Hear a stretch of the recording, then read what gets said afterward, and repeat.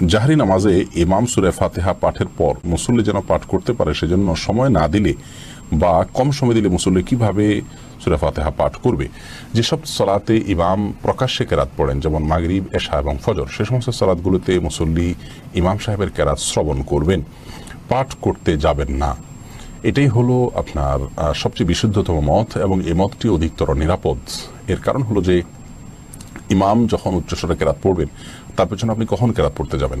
অনেকে বলেন যে সূরা ফাতিহা যখন ইমাম পড়বেন একটা আয়াত পড়ার পরে তিনি দ্বিতীয় আয়াতের মাঝে যখন থামবেন এই ফাঁকে পড়ে ফেলবেন। তো এতটুকু বিরতিতে কোন ইমাম সাহেব দেন না যে ওই আয়াতটি আবার পুনরায় পড়া যায়।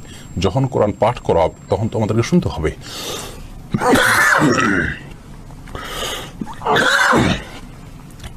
সরি, আল্লাহ তাআলা বলেছেন ওয়াইদা কুরিয়াল কুরআন ফাসতামিউ লাহু আনসিতু লাআল্লাকুম তুরহামুন। যখন কোরআন পাঠ করা হয়, তেলাওয়াত করা হয়, তখন তোমরা শুনবে এবং মনোযোগ দিয়ে শুনবে এবং চুপ থাকবে।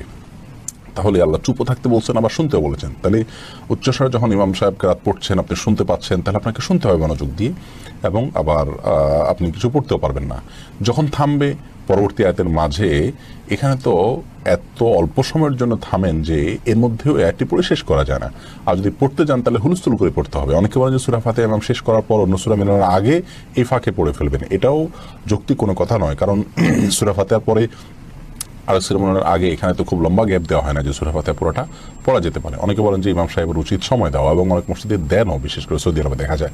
সেটাও গ্রহণযোগ্য নয়। খোদ সৌদি আরবের অনেক উলামা ইকরাম, বিশেষ করে আল্লামা তুয়াইজিরি আল ফিকহুল ইসলামী বা মুখতাসার ফিকহুল ইসলামী এরকম একটা কিতাব তিনি লিখেছেন। সেখানে তিনি লিখেছেন যে ইমাম সাহেব সূরা ফাতিহার পর মুক্তাদিরকে সূরা পাঠের জন্য সুযোগ দিয়ে নিজে নীরব থাকবেন, চুপ থাকবেন, এরকম কোনো বর্ণনা, কোনো নির্দেশনা বা কোনো আমল রাসূল আকরাম সাল্লাল্লাহু আলাইহি ওয়াসাল্লামের কোনো হাদিস থেকে পাওয়া যায় না। যার কারণে ইমাম সাহেব যখন উচ্চস্বরে কেরাত পাঠ করবেন তখন আমরা কেরাত শ্রবণ করব, সেটা ইনশাআল্লাহ যথেষ্ট।